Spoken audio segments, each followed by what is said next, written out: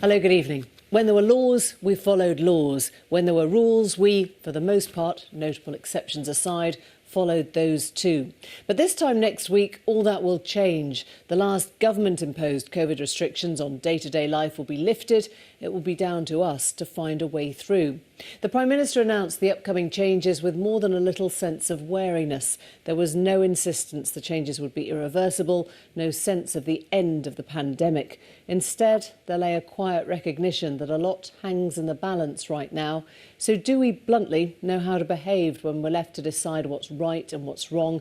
And as countries around Europe start to shift their own responses to reopening, are we confident this is the right path out? We begin with our political editor, Nick Watt. And Nick, there were pretty substantial changes today, both in the tone and in what's actually been decided by the Prime Minister. Well, of course, Emily, a week can be a long time in politics. So last week, Boris Johnson was talking about ending legal restrictions, and then there'd be a big...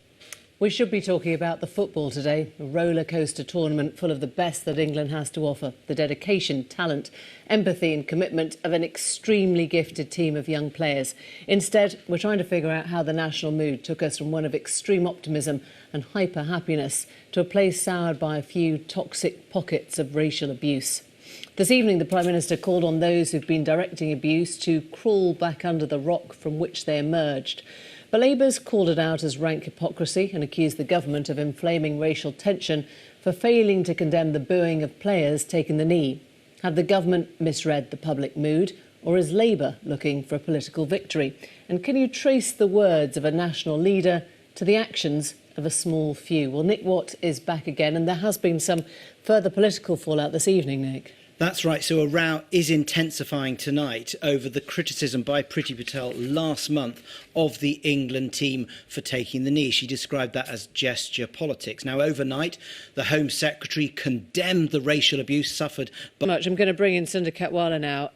Do you fear that the players are getting dragged into something political, which is being turned into a struggle between progressiveness and social conservatism, Englishness? Because my black producer, told me this evening that even in 2000, on her first day at primary school, she was told she couldn't be black and English by her teacher.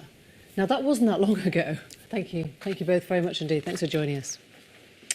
Now, Cuba is in protest against the government tonight, with thousands marching on the streets. They've called for freedom and an end to the dictatorship, as COVID has created hostile economic conditions. The tourist economy has collapsed, food shortages are up, there's anger at the government's handling of the pandemic and the availability of the COVID vaccine in a country with a reputation for generally getting its health service right.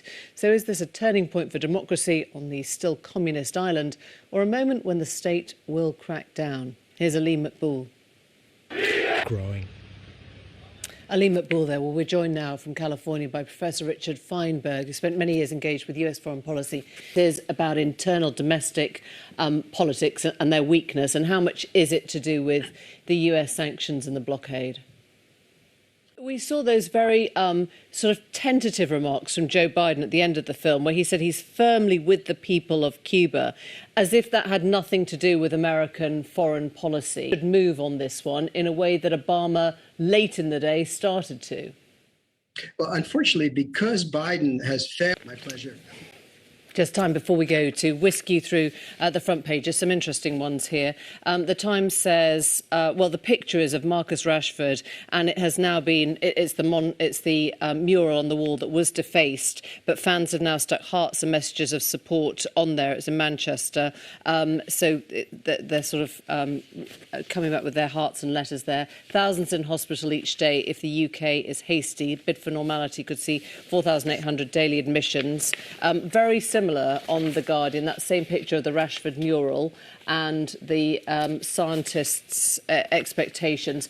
Don't forget that the COVID restriction lifting is just in England. We've seen Scotland and Wales say nothing about lifting of restrictions at this time, as we were explaining in the debate a little bit earlier. The Daily Mail has Euros, the fallout. After thugs shames it goodbye to the World Cup bid.